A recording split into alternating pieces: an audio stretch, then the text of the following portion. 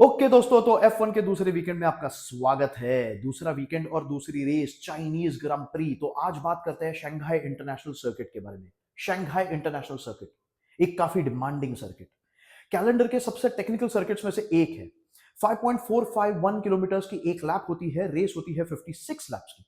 अभी इस ट्रैक पे हाई डाउनफोर्स की बहुत रिक्वायरमेंट होती है क्योंकि बहुत सारे ना ट्विस्टी सेक्शंस है। जैसे फॉर एग्जांपल ये टर्न्स 1 2 3 4 वाला सीक्वेंस देखिए। F1 की गाड़ियां स्टार्ट फिनिश स्ट्रेट क्रॉस करती है 323 किलोमीटर पर आवर के स्पीड से और एंटर करती है टर्न 1 पे, लेकिन एपेक्स फटक से नहीं आता। इनफैक्ट एपेक्स आता ही नहीं है। टर्न्स 1 और 2 बहुत लंबे राइट हैंडर्स है जो चलते ही जाते हैं और उनका रेडियस कम होते जाता है, यानी कि टर्न्स टाइट होते जाते हैं। ड्राइवर्स को अपना स्टीयरिंग व्हील और राइट में घुमाना पड़ता है जैसे टर्न आगे बढ़ता है वैसे, और स्पीड को धीरे धीरे ड्रॉप करना होता है। ये बहुत ही चैलेंजिंग सीक्वेंस है गाड़ी को सेटअप करने के लिए भी और ड्राइवर को भी वहां पे बराबर सही तरीके से चलाने के लिए। टर्न 2 खत्म होने के बाद F1 के गाड़ियों ने ऑलमोस्ट 270 डिग्रीज रोटेशन मारा होता है। टर्न 2 के बाद आता है टर्न 3 जो बहुत टाइट लेफ्ट हैंडर है, इसलिए quick change of direction drivers के लिए, और जो बाद में ओपन अप होता है टर्न 4 के लिए जहां से दो छोटे स्ट्रेट शुरू होते हैं। टर्न 7 और 8 भी बहुत इंटरेस्टिंग होते हैं। टर्न 7 और 8 ये बहुत हाई स्पीड और हाई जी फोर्स वाले सेक्शंस है। हाई डाउन फोर्स भी जरूरी होता है इधर। टर्न 8 थोड़ा टाइट होता है और चेंज ऑफ डायरेक्शन भी है इनको, और ये भी टर्न्स काफी लंबे हैं, लगता है कि खत्म ही नहीं होते। बहुत टेक्निकल जोन्स है। अभी ये टर्न्स 1 2 3 हमने देखे, इसका एग्जैक्ट एक उल्टा सीक्वेंस है टर्न्स 11 12 और 13। टर्न 11 एक टाइट लेफ्ट हैंडर जो ओपन होता है टर्न 12 में, जो एक राइट हैंडर है। यहां से अभी टर्न का रेडियस बढ़ते जाता है, टर्न थोड़ा ज्यादा खुलते जाता है। टर्न 12 और टर्न 13 में गाड़ियों का स्पीड धीरे धीरे बढ़ते जाता है। ड्राइवर्स को अपना स्टीयरिंग व्हील थोड़ा खुलना पड़ता है। टर्न 13 के बाद आता है एक बहुत बड़ा straight. This is one of the most iconic straights on the F1 calendar. 1.4 kilometres का फ्लैट आउट स्ट्रेट, थ्रॉटल पूरा डाउन, गाड़ियां पहुंचती है 350 किलोमीटर के आसपास, जो आता है टर्न 14 पे, which is a very high braking zone. बहुत ही टेक्निकल सर्किट है, बहुत ही डिमांडिंग है, बहुत ही चैलेंजिंग है। ड्राइवर्स को एक्चुअली ये सर्किट बहुत ही पसंद आता है। इसका सरफेस बहुत स्मूथ होता है, इसीलिए टायर डेक का ज्यादा इशू नहीं होता। लेकिन ये जो ट्विस्टी सर्किट, ट्विस्टी सेक्शंस जो है, ये सीक्वेंसेस 1 2 3, बाद में 7 8 के हाई जी फोर्स वाले टर्न्स, 11 12 13, बाद में ब्रेकिंग जोन्स भी बहुत है, तो उसकी वजह से टायर पे बहुत प्रेशर आता है, खास करके लेफ्ट फ्रंट। अभी सर्किट की एक लैप दोस्तों 57% फुल थ्रॉटल पे होती है। ओके, 47 टाइम्स गियर चेंज होता है। गाड़ी को सेटअप करना ये बहुत बहुत इंपॉर्टेंट काम है इस सर्किट पे। हाई डाउनफोर्स की जरूरत है लेकिन स्पीड पे कॉम्प्रोमाइज नहीं कर सकते, वरना ये स्ट्रेट्स पे योर फॉर्डर फॉर एवरीबॉडी। तो इसलिए प्रैक्टिस बहुत जरूरी है ये सर्किट के लिए। लेकिन ये वीकेंड को सिर्फ एक प्रैक्टिस सेशन मिलेगा हर टीम के लिए। उसके बाद फर्स्ट मतलब फ्राइडे को प्रैक्टिस सेशन के बाद होगा स्प्रिंट क्वालिफाइंग, सैटरडे को स्प्रिंट होगी और उसके बाद क्वालिफाइंग, और संडे को डायरेक्ट रेस। तो अगर प्रैक्टिस सेशन में अगर गाड़ी को ट्यून नहीं कर पाए, सेटअप नहीं कर पाए, तो फिर स्प्रिंट क्वाली और स्प्रिंट रेस इनको कॉम्प्रोमाइज करना पड़ेगा ताकि रेस पे फोकस कर पाए। तो कुछ टीम्स ये शायद करेंगी, ठीक है। मुझे लगता है कि ये अल्पिन और एस्टन मार्टिन मेरे ख्याल से स्प्रिंट पे फोकस नहीं करेंगी, क्योंकि मुझे लगता है कि उनको गाड़ी को सेटअप करने में थोड़ा टाइम लगेगा। विलियम्स भी शायद स्प्रिंट को थोड़ा निग्लेक्ट करके रेस पे फोकस करने के लिए स्प्रिंट क्वाली और स्प्रिंट में ज्यादा स्ट्रांग नजर नहीं आएगी। लेकिन विलियम्स मुझे लगता है कि रेस में काफी अच्छा परफॉर्म कर सकती है। ये बस मेरा गट फीलिंग है, क्योंकि Williams is on a good trajectory, तो उनको वो मेंटेन करना होगा।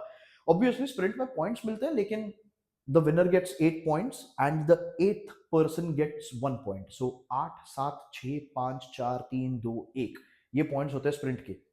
ऑब्वियसली रेस में ज्यादा पॉइंट्स मिलते हैं, तो मेरे ख्याल से विलियम्स का फोकस होगा रेस की तरफ। तो वो शायद स्प्रिंट को थोड़ा निग्लेक्ट कर सकते हैं। ये वीकेंड को थोड़ा मजा आने वाला है कि प्रैक्टिस में एक्चुअली होता क्या क्या है। मतलब मुझे अब भी एक्चुअली स्पीकिंग ना प्रेडिक्ट करना है नहीं। मैं चाहता था कि मैं प्रेडिक्ट कर पाऊं, लेकिन मुझे अब भी एक्चुअली करना है नहीं। मुझे कल की प्रैक्टिस और स्प्रिंट क्वाली देखने के बाद, अच्छा चलो स्प्रिंट क्वाली की प्रेडिक्शन करते हैं। मुझे लगता है कि स्प्रिंट क्वाली में ऑस्कर पियास्ट्री फर्स्ट आएगा।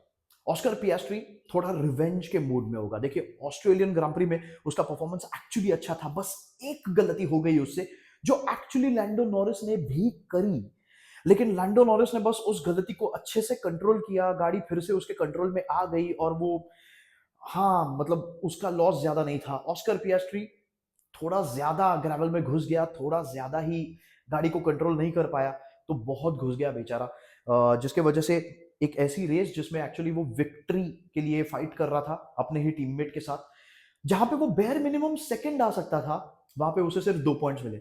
तो मेरे ख्याल से ये इसका बदला लेना है ऑस्कर पियास्ट्री को। मकलारन गाड़ी बहुत स्ट्रांग है। हाँ, मैं अभी मिनी डीआरएस के बारे में बात नहीं कर रहा हूँ, ठीक है, ये स्प्रिंट क्वाली के बारे में बात कर रहे हैं हम लोग, तो इसलिए मकलारन काफी स्ट्रांग है।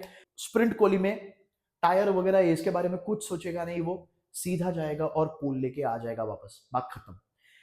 सो that is my prediction for the sprint quali. अभी मुझे बाकी के प्रेडिक्शन क्यों नहीं कर रहे हैं, यहां पे बात करते हैं मिनी डीआरएस के बारे में। हमने कल ही बात की कि चाइनीज ग्रां प्री में कुछ एडिशनल टेस्ट होने वाले हैं।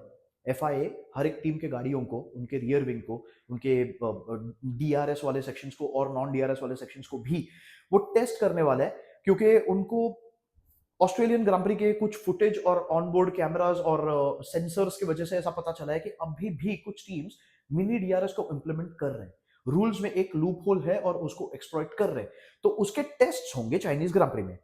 अभी प्रैक्टिस में हमें पता चलेगा कि ये टेस्ट का एग्जैक्टली रिजल्ट है क्या। क्या मैक्लारेन का पूरा एडवांटेज या फिर बहुत ज्यादा एडवांटेज ये मिनी डीआरएस और ये फ्लेक्सिंग ऑफ द विंग्स, ये फ्लेक्सी विंग्स की वजह से हो रहा है या नहीं हो रहा है। क्या फरारी और मर्सिडीज भी मिनी डीआरएस उतना ही इस्तेमाल कर रहे हैं, या क्या, हाँ ठीक है, मतलब ये मिनी डीआरएस वगैरह इसको भी निकाल दो, लेकिन फिर भी मैक्लारेन बहुत ज्यादा स्ट्रांग है। तो मेरे ख्याल से हम वो टेस्ट्स के रिजल्ट के ऊपर बाद में बात करेंगे, है ना, कल का दिन, कल की प्रैक्टिस और स्प्रिंट क्वाली खत्म होने के बाद हम उसके बारे में सोचेंगे, तो इसलिए वो सारे प्रेडिक्शंस मैं अभी नहीं करता हूँ। That's it about the Shanghai international circuit. ये बहुत एक्चुअली, हाँ, एक हिस्टोरिक सर्किट है वैसे देखने के लिए जाए तो। 2020 से 2023 तक 4 साल कोविड की वजह से ऑब्वियसली यहाँ पे रेस नहीं हुई। 2024 में इस ट्रैक ने कमबैक किया, पिछले साल भी यहाँ पे स्प्रिंट हुई थी, इस साल भी यहाँ पे स्प्रिंट है, and I think it is a permanent fixture till 2030 या 2036। तो F1 और FIA को बहुत ही पसंद है शंघाई इंटरनेशनल सर्किट, और इसने कुछ हिस्टोरिक मोमेंट्स दिए हैं हमें। I could be wrong here, ठीक है, मुझे बस याद आ रहा है तो फिर इसीलिए मैं अभी बोल रहा हूँ। मैं इसको फैक्ट चेक वगैरह बिल्कुल नहीं कर रहा हूँ अभी, हम बाद में इसके ऊपर डिस्कस करेंगे। अगर मैं गलत हूं तो फिर मेरे को कमेंट्स में बता दीजिए कि अब ये मेरा डिटेल गलत था, वरना अगर सही हूं तो फिर सही हूं, ठीक है। I think the last victory that Michael Schumacher had for Ferrari was the Shanghai International Circuit, and I think it was 2006 Grand Prix. Yeah, 2005. No, I think it was the 2006 Chinese Grand Prix. Michael Schumacher won his last race for Ferrari at the Chinese Grand Prix. And I think that was the last victory for Michael Schumacher also. और I think 2007 में Lewis Hamilton इसी race में, मेरे ख्याल से बारिश वगैरह हो रही थी, पिट लेन में जा रहे थे और गाड़ी कंट्रोल नहीं हुई और ग्रेवल में जाके फंस गए। सो 2007 Chinese Grand Prix was the Grand Prix that basically broke Lewis Hamilton's championship dreams. Lewis Hamilton would have been a rookie champion अगर वो 2007 में चैंपियनशिप जीतते तो, लेकिन हाँ, चाइनीज ग्रां प्री की वजह से वो जीत नहीं पाए। तो ये बहुत ही आइकॉनिक सर्किट है, बहुत ड्रामा होता है इधर, बहुत सारे इंसिडेंट्स होते हैं। मुझे लगता है कि ये वीकेंड पूरा ड्राई होने का फोरकास्ट है, तो बारिश वगैरह और ऐसे सब हादसे हमें नहीं मिलेंगे, लेकिन ड्राई होते वक्त भी यहाँ पे बहुत सारे फाइट्स होते हैं, तो ये वीकेंड देखने में मजा आएगा। कल देखते हैं प्रैक्टिस और स्प्रिंट क्वाली, और उसके बाद फिर से मिलेंगे, लेकिन this is not the end of the video. I want to end today's video by making a tribute to Eddie Jordan. Eddie Jordan Ireland के जो खुद एक रेसर थे, बाद में एक उन्होंने जॉर्डन रेसिंग टीम के फाउंडर भी थे, उन्होंने जॉर्डन रेसिंग टीम बनाई, जिसको बाद में उन्होंने जॉर्डन ग्रां प्री का नाम दिया, और जॉर्डन ग्रां प्री के नाम से वो F1 में आए। दिस वाज द टीम जहां पे माइकल शूमाकर ने अपना डेब्यू किया। माइकल शूमाकर ने पहली बार F1 में जो F1 गाड़ी चलाई, वो एडी जॉर्डन ने बनाई हुई जॉर्डन ग्रां प्री की गाड़ी थी। माइकल शूमकर, रूबेंस बैरिकेलो, ऐसे बहुत बहुत सारे रेसर्स को एक्चुअली डेब्यू मिला है जॉर्डन ग्रां प्री में। Eddie Jordan was a fantastic guy, बहुत ही कलरफुल इंसान थे वो, बहुत ही एनर्जेटिक, बहुत ही एक्टिव। मेरे ख्याल से वो कैंसर से सफर कर रहे थे द लास्ट फ्यू मंथ्स, और उनकी ट्रीटमेंट वगैरह शुरू थी।